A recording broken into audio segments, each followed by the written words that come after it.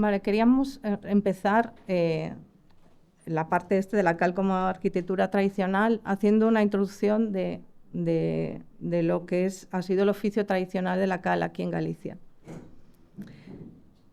Y esta foto es de las montañas do Caurel en la provincia de Lugo, donde podemos ver varias de las aldeas por las que tiene salpicadas las montañas por ahí, y uno también de los muchos afloramientos calizos que hay en esta zona, que se pueden ver en esta zona. De la estrecha relación que esta arquitectura tradicional mantiene con el medio, al usar los materiales que tenían disponibles en el entorno más inmediato, pues podemos ver que su arquitectura tradicional, en su arquitectura tradicional, el oficio de la cal, tanto en su aplicación como en su elaboración. Esta imagen de aquí de la izquierda es una foto de estas montañas, donde se ve una vivienda tradicional y un pequeño horno de cal. Y en la derecha, cómo se utilizó la cal en estas zonas, tanto en los revestimientos exteriores de estos muros de piedra de poca calidad o piedra muy pequeña, y también en sus divisiones interiores. Los pequeños hornos y las viviendas más humildes pues recubrían la parte más habitada, o incluso decoraron también esas fachadas. Las calizas, esos afloramientos calizos, se disponen en unas estrechas franjas alargadas de norte a sur en la provincia de Lugo y en el noroeste de la provincia de Orense. Y hay unos pequeños afloramientos también en la provincia de La Coruña. Suponen un 5% aproximadamente de la superficie total de Galicia. Las calizas gallegas pertenecen a esas tres formaciones estratigráficas, la de Vegadeo, Canda y de Alquiana, y son calizas y dolomías muy cristalizadas, de color gris, o calizas marmóreas dolomitizadas. La existencia de esos afloramientos calizos hace presuponer que los habitantes de esos pueblos pues, utilizaron la cal para en la construcción de sus viviendas, y ligado a ello tenemos el oficio tradicional de los caleros. En el mapa de al lado son los hornos de cal que se han localizado en torno a estas montañas y más hacia el norte de la provincia de Lugo. En las montañas concretamente del Caurel llevo localizado más o menos unos de estos pequeños 30 hornos aproximadamente, pero hay muchos más, porque hablando con la poca gente mayor que queda por allí, recuerda, me han dicho que en algún pueblo que he localizado un horno, pues llegó a haber hasta 5 hornos pequeños de estos de cal. Estos pequeños hornos de ahí de la montaña suelen ser piezas cilíndricas muy sencillas, de unos 2 metros de altura y unos 3 metros de diámetro, que se solapan contra las laderas de la montaña para poder acceder por la parte de arriba para cargar el horno, y en la parte baja tiene una pequeña abertura por donde se enciende el horno. La montaña ahí proporciona todo lo necesario para hacer la cal: la piedra caliza, las suces para el encendido del horno y para la fabricación de carbón, o la leña de cozas. Estos pequeños hornos se montaban con un pequeño canal que tenían en el fondo, que comunicaba con la abertura por donde se encendía. Se rellenaba el canal de uces, se cubría con unas piedras calizas más grandes, y luego se iban superponiendo distintas capas de carbón, leña y piedra caliza, y siempre dejando unos puntos donde el carbón estaba desde la parte baja del horno hasta la parte alta. Se rellenaba con piedra y se encendía el horno por la parte baja, y estaba en funcionamiento pues igual entre unos 14-15 días. Aparte de estos pequeños hornos, ahí en las montañas del Caurel he localizado una pequeña industria de cal, que este era el acceso, es que se ve por ahí, cómo se accedía a la industria, que donde llegaron a trabajar hasta 1960 40 personas. La cal que se fabricaba pues se transportaba en carros, al principio en burros, en lo que se podía llegar, porque este es el camino que mejor está, o sea, al llegar ahí es un poco complicado. Esta industria eran 2 hornos de cal y una caseta por donde guardaban todos los utensilios y la cantera que estaba en la parte de atrás. Uno de los hornos es un horno continuo que tiene la abertura para el encendido, ya veis, de arriba abajo. Tiene sobre unos 4,5 metros de altura y también sobre unos 3 metros de diámetro. Y el otro horno es en forma piramidal, también de unos 4,5 metros de altura, y ya que este ya es discontinuo, ya tiene la parrilla para colocar la piedra caliza a partir de ahí. Estos hornos, como los otros, se apoyaban contra la ladera para poder acceder al llenado.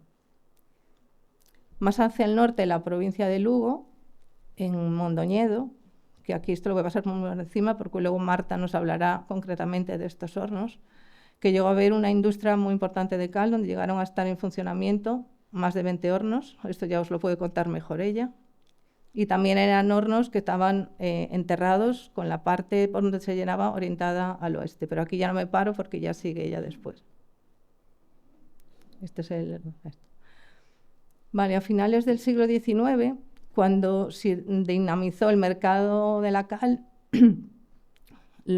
se crearon hornos de mayor productividad y de mucha mayor dimensión. Esto es uno de los hornos, que de estos hay 2 allí en concreto en esta zona, en el noroeste de la provincia de Orense. Son también grandes hornos de piedra y ya son hornos discontinuos. Aparte, hay constancia de que hubo también una industria de cal en el Valle de Moeche, en La Coruña, en Castro Verde, y sobre todo 2 focos importantes en expansión del mundo a la cal, que fueron en el siglo XX las caleras de Valdeorras, que han desaparecido, o los hornos industriales de Sasdónigas, también en Mondoñedo, que también os hablará Marta después. Estos son los de Mondoñedo. Bueno, pues aparte de estos afloramientos calizos en la montaña, el desarrollo del intercambio de mercancías por mar hizo que los pueblos del litoral también dispusiesen de cal. La piedra caliza se importó del norte de España, de Asturias, Guipúzcoa, pero también se llegó a importar de Portugal. La piedra caliza, una vez llegada al puerto, por eso en todos los principales puertos donde el Estado autorizó la descarga de cal, se construyeron hornos de cal. O sea, tuvimos hornos de cal que aún se mantienen, el de La Guardia está desaparecido, en Vigo también. En Pontevedra se siguen manteniendo 2 hornos de cal, en Cambados, en Pontecesures, en varios puertos por ahí que siguen manteniéndose el horno de cal. Como era más fácil, una vez descargada la piedra, poder repartir la cal, pues por eso se crearon los hornos y luego se transportaba la cal. Estos son los hornos que tengo localizados, que se mantienen en pie en la zona del litoral. Estos es uno de los que que sigue en pie en la ría de Pontevedra, está en muy mal estado de conservación, pero de los 2 que hay todavía se conserva. Y también, no solamente en los principales puertos donde se podía descargar la cal, sino que en algunos sitios se llegó a crear unos pequeños embarcaderos para donde se construyó el horno para poder descargar la cal. Este es en la ría de Vigo, es en la calera de Vilaboa. Esto es antes de su restauración y esto es como lo han restaurado hace nada, donde se ve el pequeño embarcadero y el horno de cal.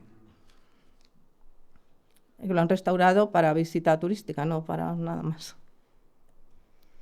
En cuanto a la producción de cal, mientras que en un principio la arquitectura prehistórica utilizó los morteros de tierra cruda tanto en sus construcciones funerarias como en la construcción de sus viviendas, poco a poco, con la llegada de los romanos, aunque se fue manteniendo esta tradición constructiva, poco a poco se fueron introduciendo los nuevos materiales. Y en la construcción de las villas romanas, esta es una reconstrucción de la villa romana de Bueu, se ve como todos los muros de mampostería con los que estaban construidos se revistieron con morteros de cal, y en lo que es la unión de los muros con el suelo, lo que era forma de zócalo, para protegerlo de las salpicaduras de la lluvia y de la humedad, pues se cambiaba un color, una franja de color, que incluso también se cambió el tipo de mortero utilizado en esta zona. En las villas más importantes se introdujeron también las decoraciones y pinturas murales. Esta es una reproducción de la villa romana de Cambre, en La Coruña. Bueno, poco a poco, con la caída del Imperio Romano, pues hubo un auge de lo que son los entramados de madera que ellos utilizaron para hacer sus campamentos y los barrios de sus campamentos, que utilizaban entramados de madera rellenos de piedras, de ladrillos, y los recubrían con morteros de cal. Este auge de los entramados de madera en Galicia empezó a partir del siglo XII, cuando el desarrollo de los caminos medievales, el desarrollo que hubo en los caminos medievales hizo que se crearan las principales ciudades medievales de Galicia. Estas imágenes son de Santiago de Compostela, que las dos viviendas se conservan. La primera, la segunda todavía se mantiene, la otra pues ya está muy cambiada. Las viviendas en Galicia, los entramados de madera, si bien se conservaban los muros medianeros y la planta baja de piedra, lo que eran las fachadas se hicieron entramado de madera, lo mismo que todo el interior, hasta que se convirtió pues, en la técnica más utilizada en la Edad Media para la construcción de las ciudades estas medievales, porque era la técnica más fácil de subir las viviendas en altura. Bueno, con todos estos, así por encima, antecedentes tradicionales de la arquitectura y todo el abanico de climas, relieves, vegetación que tenemos en Galicia, tenemos también una variedad de técnicas, constructivas donde se utilizó la cal. La cal se utilizó en los revestimientos de muros de piedra, en encalados, con la técnica de encalado, revocos o revocos decorados, y también para revestir los entramados de madera, tanto el encestado, el payabarro o el barrotillo. En la vivienda marinera, las viviendas en la costa, sobre todo las fachadas más expuestas se cubrieron con revocos de cal, y también se siguió con la técnica, los antecedentes históricos también de las viviendas romanas, de proteger el zócalo contra las salpicaduras de la lluvia. Estas son imágenes de las viviendas tradicionales marineras, que casi no queda ninguna en pie. En el interior de las llanuras lucenses, si bien en principio se mantuvieron los muros de piedra visto, a partir del siglo XIX se revocaron con morteros de cal la totalidad de las fachadas, dejando solamente en torno a los huecos, que estaban construidas con piedra de mejor calidad, la piedra vista, porque el otro aparejo era de muy mala calidad. con revocos y morteros de tierra se revistieron también las viviendas tradicionales construidas en tapia en la zona de las llanuras lucenses de Lugo. Estas son imágenes de viviendas de tapia de Monforte de Lemos. O también se recubrieron con morteros de cal los entramados de madera hechos con adobes. Esto está en las depresiones de Orense. O los entramados de madera que ya habían sido utilizados en las cabañas de los castros, hechos con pies derechos de madera y tejidos de ramas entrelazados. Todo este tejido se nivelaba pues, o bien con morteros de tierra y luego revestidos con cal o directamente con morteros de cal. O las divisiones interiores, también hechas con este tipo de entramado, que se revestían en tierra y a veces se enlucían directamente en cal o a veces añadían revocos de cal.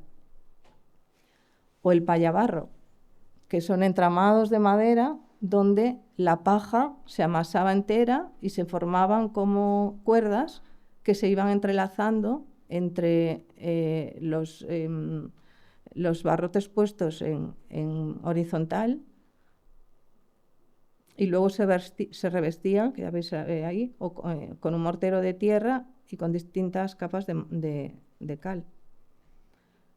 O lo que también le llamaban, a estas formas de poner la paja y enroscada, le llamaban las lampreas también. Y se ha encontrado también ejemplos donde estaban revestidos con tierra y luego acabados con un revoco de cal.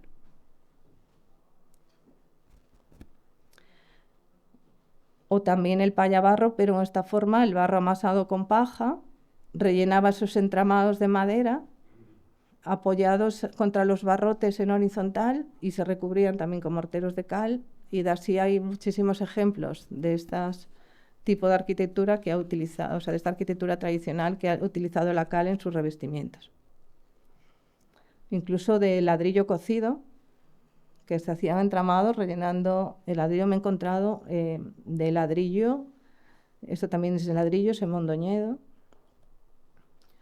Y esto ya es una mejora de estos entramados más básicos que están construidos con pies derechos y barrotillos clavados a esos pies derechos por ambas caras, que se rellenaban de todo tipo de materiales. Yo me he encontrado rellenos de helechos, rellenos del follaje de las pajas, virutas de madera, paja de centeno, de todo tipo. Rellenaban en el espacio que se creaban entre las dos caras de los barrotillos y luego se recubrieron muchas veces con cal, otras veces con cal solamente, o sea, muchas veces con tierra, acabado protegido con unos encalados, otras veces, como tengo aquí imágenes, protegidos, o sea, estos son morteros de cal con acabados incluso con decoraciones, o morteros de tierra que luego los terminaban con cal. Y ahí está el relleno interior de todo tipo de elemento vegetal que los que tuviesen al lado fuese más fácil conseguir.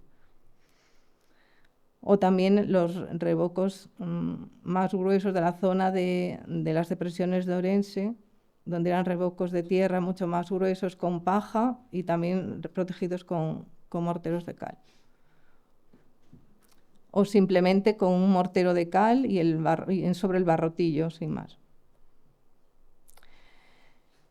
Vale, en la zona donde la disponibilidad de cal era mayor, sí que se recubrieron la totalidad de las fachadas. Estos son los de Mondoñedo.